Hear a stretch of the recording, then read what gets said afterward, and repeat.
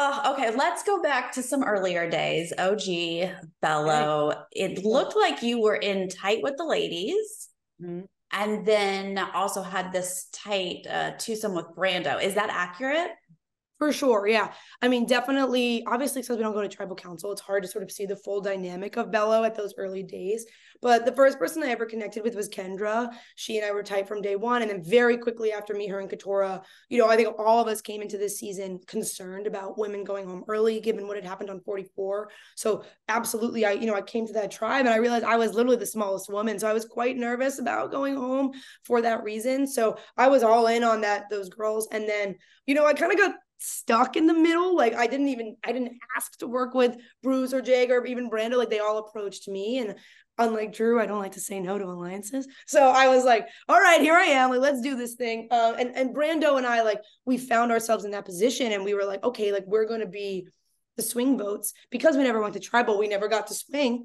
But definitely we were siding much more with the girls. We felt a little bit safer in that scenario if we went to tribal more than once, like that we would not be targeted as much. Whereas like if we voted with the boys and maybe they would turn on one of us earlier, that was definitely a bigger concern. And I just felt like if I ever voted, like if I kept Bruce in the game but I voted out Jake, Bruce would have been so mad.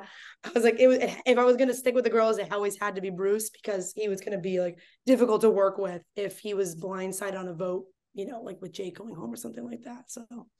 So when Brando left and you weren't even there for that, I kind of thought we'd come back to you being like on a revenge or like just I tracking was things so mad. down. Yeah. I I mean, was what happened? I mean, for me, I think if you just look at the way things shook out for me, like losing Brando and then losing Caleb at tribal councils, I'm not at. What really sucked, like no way around that. I was definitely very upset that Brando went home. I thought that Kendra was going to go from my perception on the journey with Austin. I thought that it was more likely she would go, sort of seeing her as a more like physically threatening player, things like that. I think Drew and Austin sort of were told about what was the dynamic at the original Bello and could see that me and Brando had a little bit more, voting agency there. And so it correctly took Brando out. I was very not happy. But once I hit the merge, I was like, I feel like I'm trying to be like a logical player. Like it is sucks that Brando is gone, but like he's gone and I have to move forward in some way. And the people who voted him out, like one of them being Emily, like was in this swing position, had this relationship with Caleb. So I didn't want to go out there and like scorn Emily because I probably needed her to move through the game more. Right. Well, speaking of a journey with Austin, talk to me about the amulet versus sandwich Oh my decision. gosh. Everyone's very, very passionate about these sandwiches. Which I ate a sandwich last night, which was just I don't even realize how like ironic that was until I was watching it just then. Yeah. Uh, but my decision making on the journey, I know has been a little bit controversial topic here.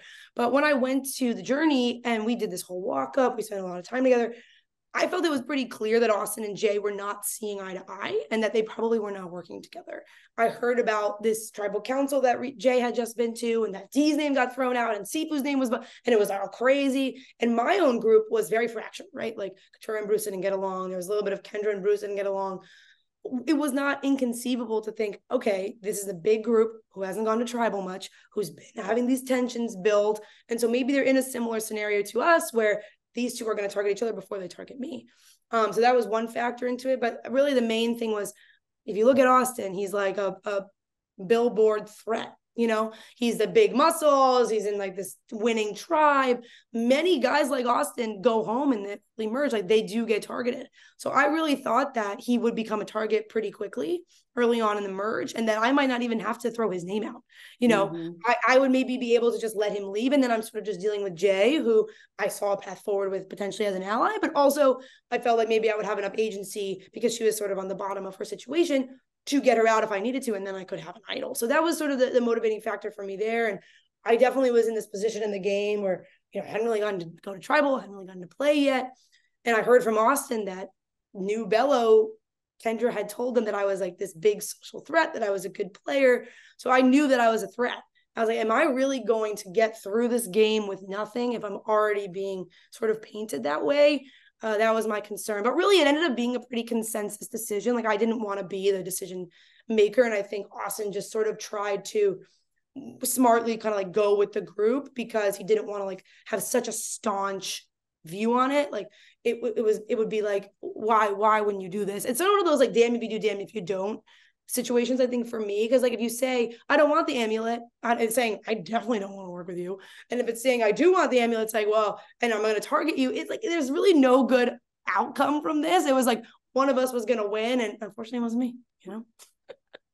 Well, we have to talk about the Bruce of it all. So it looked like you protected him last tribal. Like I guess talk me through him being difficult for your game, but you wanting to keep him. Yeah, he's one of those. It's one of those, like I call him my anchor and stuff. You know, he's very inflexible. Like first of all, Bruce is such a nice man, like great heart, just a very like sort of like old school Survivor player, where it was like his way or the highway. You know, he wanted to like if someone ever said his name or anything, like you could never work with them again, and that's what made it difficult, right? That's where my frustration, you see, where I'm like he's stifling me. That's where that's coming from. That being said, Bruce was like inexplicably obsessed with me. Like he told me I was his number one all the time. I never said it back to him. Like I was like, all right, like how can I get this guy out right now? Really, when the split vote, like totally threw things in the air. You know, it's a big Survivor twist. It's earlier than they've done a split in a long time, but I ended up on that beach. It was me, Bruce, and Kendra. I mean, that's a voting block that I want to use because I have the numbers in this scenario. And my biggest concern was if we targeted Bruce, Bruce would play his idol, and then Kendra would go home by accident. And Kendra literally cried for me at the tribal that I left. Like we were very tight. Losing her was my worst case scenario of that split. And so I felt like it didn't make sense for me to target Bruce at that time. I definitely wanted to in this upcoming one. Like I was absolutely intending to target Bruce, and really I wanted to like take his idol by threatening him with knowledge is power. That was my plan. Didn't pan out, unfortunately, but you know, I didn't think it was good for my game to remove somebody who was so loyal to me. And also I really thought Caleb would go home on the other tribal council. And so then if we lost Caleb and Bruce, you can kind of hear Jake, you know, why does he go so hard and why does he go to rocks? It's because if we lost 2 numbers at that, I mean, it's absolutely game over. Like we need to keep someone there. I wish I went for Drew, sort of hindsight 2020, knowing exactly what's going on, but no one wanted to take Drew out. Like Emily liked Drew a lot. It was very clear. Even Kendra felt like she had this working relationship with Drew. I sort of floated Drew's name out to Kendra, and it was not met with, yeah, let's do it. So I was like, ooh, like maybe I can't get Drew right now, like, which is frustrating. And you know, Sifu, you know, it was sort of hard to work with that day. He napped a lot. He was kind of doing his Sifu stuff, like trying to get beads. And he had left his bag back at camp. So there was this whole like conversation of, oh, if Sifu has an idol, it's in his bag. Because we didn't know that Austin had the Reba idol. So there was a lot of factors going into play there. And one of the other ones being working with Emily. Emily and I had been very on the same page trying to save Caleb on the Shot in the Dark night. Like we talked multiple times. We tried to get the votes on Jay. Ultimately, she and I had another conversation being like, I guess we're going to have to lose Caleb. This sucks. And that's when she goes and tells him to play the Shot in the Dark. And I told Caleb, like, you know, I'm trying, man, but like it's not looking good. So I felt like we had built a little bit of trust there. We had built trust, and so building more trust with Emily and voting the same way. Like she was in this really, you know, kind of like juicy position for herself where she is like kind of this person who can maybe swing back and forth. And that's how I thought she would play the game, to be honest, kind of based on her barge behavior and things like that. She seemed a little bit more like someone who would swing all around and do whatever versus, you know, stick with an alliance. So how are you feeling going into this tribal? I mean, your reaction when you are voted out is completely shocked. So how did you feel going in? I definitely, you know, moving into that day, like obviously I wanted Bruce to leave, but it didn't pan out. Jake, you know, he had a very difficult day. He was a little bit erratic. He was searching for idols. Like it was kind of hard to strategize with him. And I really wanted to save Jake, even though he was sort of like a little all over the place. Same situation sort of with Bruce. I was like, this is not good for my game if Jake goes, but I've lost Bruce's vote. Right. And if Jake is playing his Shot in the Dark, which I think like, it was very evident on the beach that was what was going to happen. That's why me and Emily had that conversation with him being like, please don't play it because we need your vote. And unfortunately, like this twist made a final 10 vote into a final 9 vote. And now Reba or whoever only needs 5 votes to get somebody out. And so if you're Emily flipping, you know, me, Emily, and Kendra actually had this conversation right away when we got back. Emily and Kendra wanted to vote D out. So that was the name that was kind of being floated around at the time. And Jake, you know, if he didn't play a shot in the dark, the plan was me, Jake, Kendra, Tora, and Emily could all vote for D. Now, pretty soon into the day, it became kind of clear that Jake was not going to do that. Like, he was always going to play his shot in the dark. And so for that financial analyst, Emily Flippin, math is not math. And Kellie has 3 votes, me, Kendra, and Katora. And then, you know, Reba has more. So that's the safest route for her forward. And because of that, I know Emily's a logical player. I see what's happening. I know that they're probably going to go for Jake. And I think we missed a little bit of like coming back from the split tribal after Jake and Julie talked. I mean, Mama J was not happy. Like, she was pissed at that. She came back to the shelter like, damn, Jake, like, what the heck?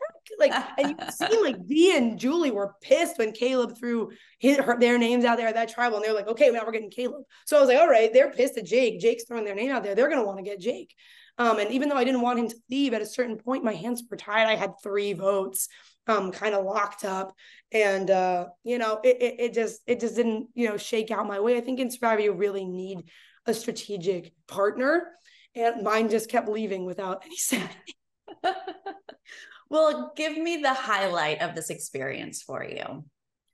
Oh, man. I mean, I was stressed 24/7, but I'm so competitive. I love this game. You know, I got into it during the pandemic, but I like binged like almost every season. I've watched like, I think like 35 of them or whatever and it was just like, I love the social strategy. I love the social experiment of it also. Like, it's such an honor to be able to play something like this. Like, I'm a nurse. I don't get to like be competitive and like, you know, lie and all that kind of stuff. So I really had a great time, you know, and it was really interesting experience playing the middle. It was crazy playing with Bruce. I think, you know, I came into the game and I wanted to like be a social player. I wanted to be someone that could get along with everybody. And I almost went too well. And so I'm proud of that part of the game that I played. And, you know, I said in pregame stuff, if I was going to go out, I wanted to go out with a bang. I think I did that. You know, I'd rather be, as much as it sucks to be blindsided, no doubt. Like, it's sort of like one of those, like, unfortunately, an honor. So, you know, I have a lot of respect for, you know, Drew and Dee and Austin and Julie. Like, they played this very well. I think they could recognize that there was this fracture and that I was kind of gluing it together. So removing me is a good move. That was where that nervousness came from me. I was like, the second someone realizes, I'm screwed. And unfortunately, they realized before I thought they would. Yeah.